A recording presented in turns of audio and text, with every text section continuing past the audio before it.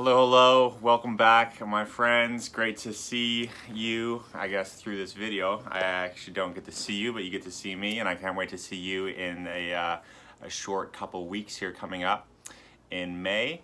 And I want to kind of spend some time on this episode to talk about personal development and really the big impact it's made on my life, and really how passionate I am about sharing some of the principles I've learned in my first personal development book I read was probably called The Celestine Prophecy by James Redfield. And I read that book, man, in high school or maybe beginning of university. Anyway, a long time ago. That was a long time ago. But it talked about just tapping into your higher and highest potential. And then from there, I just got so immersed in the whole mindset of really trying to level up my life and, I guess, live the principles that I studied. And that took me through Jay Abraham, Esther Hicks, the Law of Attraction. I met and spent a lot of time actually with Michael Loge, who is the author of the Law of Attraction. He was on Oprah around when the book The Secret came out. I watched the movie actually first of The Secret about the Law of Attraction on New Year's Day 2007. So that was 12 years ago. I watched that movie online, and I was really in a dark place in my life and just really struggling, having some real hard personal challenges. And a friend of mine on New Year's Eve, I was in Victoria on Vancouver Island, and he said, "Man, you gotta watch this movie tomorrow, like New Year's Day." And that was like the best New Year's resolution I ever did, because I watched that movie and then I was just like blown away. It's such a powerful presentation. A lot of people have read the book, but I really highly recommend the documentary. You can actually watch it on YouTube for free. I highly recommend you do that. I try and watch it a couple times a year. And then from there, right after I finished it, my mind was like blown. An ad popped up and it said, "Work with The Secret and the Law of Attraction, start your own business." And then that was my first, I guess, connection with entrepreneurship and personal development. And I basically didn't sleep from January 1st until about January 6th. And in that time, I dropped out of my second university degree program. I did my first degree in counseling and like pre-law, conflict resolution, mediation. And I was doing my second degree in education. And I was like, man, this is just, I want to start teaching this stuff, not some old, outdated school curriculum of like trigonometry and just all these things in school that you never really need. I'm like, I want to teach these like life lessons, these principles of success. And basically I dropped out of school. I spent about almost $10,000 that I didn't have on like basically this coaching program to train me. It's kind of like train the trainer, to learn from guys like Bob Proctor, Les Brown, Andy Andrews, Les Hewitt, the list goes on and on. Sean Acor, the happiness professor from Harvard. And I basically spent 3 years with these people from 2007 to 2010, just really going to the highest level conferences and retreats. I did a 10-day Vipassana silent meditation. I've done that, I think, 3 times so far. 1, 2, 3. Yeah, I did one in Israel, one in Korea, one in California. So I've just really been trying to level up my life. And that's what we want to do with this retreat, is just help you level up your life and share a lot of the resources, tools, techniques that I've literally invested tens of thousands of dollars in to try and pass the torch to all of you to try and implement these principles. And things like morning routine. We're going to talk about having your powerful morning routine. And if I see that sound kind of like zenned out, today, this is what I did. Like, if you want to hear about my personal day, this is what I did today. So I woke up, I did my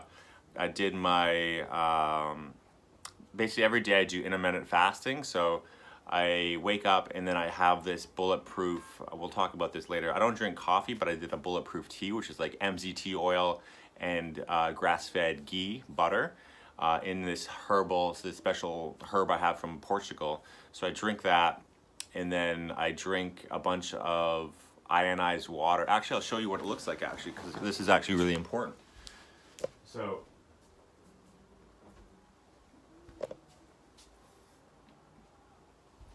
bear with me here.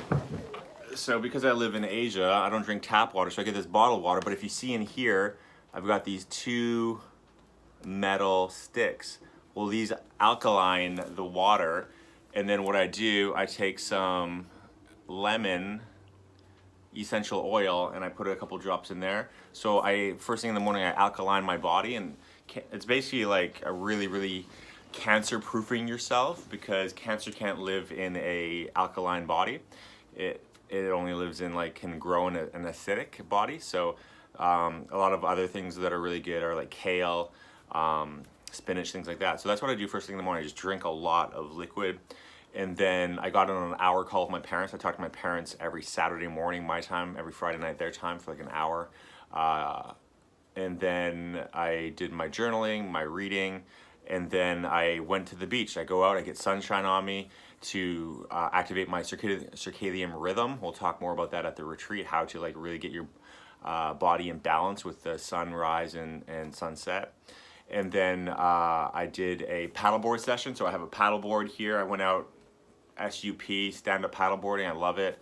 I did that all the way up and down the beach, and then I went for a run up and down the beach, and then I played some beach soccer with some friends, and then I came back, I had a smoothie, and then I did some work, some catching up on things, and then I went for dinner, and then I went to play basketball for an hour in the men's league that I'm part of, and then I went to the gym, did some boxing. Then I went to the sauna, and what I did, I do the hot and cold plunge. So I do hot first, and then I jump into the cold pool. Then I go into the sauna, I sweat for 20 minutes, and then I go into the cold pool, and then now I just came home, and that's my day.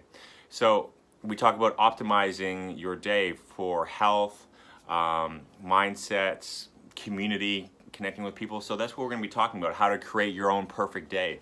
And that was kind of like what my regular days are. Today's a Saturday, so I didn't go to the office or anything, but I had a couple coaching calls, lined up a podcast guest. So it's just basically dialing in your DMO, daily method of operations, DMO, daily method of operations. So what are you doing every day to really level yourself up to the highest level? So we're gonna be talking about that at the retreat. Your morning routines are really important. Most people just grab their phone first thing in the morning, and then they're in bed still 2 hours later scrolling, and they haven't even like had a glass of water or done really anything. And not to say that I never do that. It's just I'm trying to cut back less on that and putting systems in place to prevent that from happening all the time.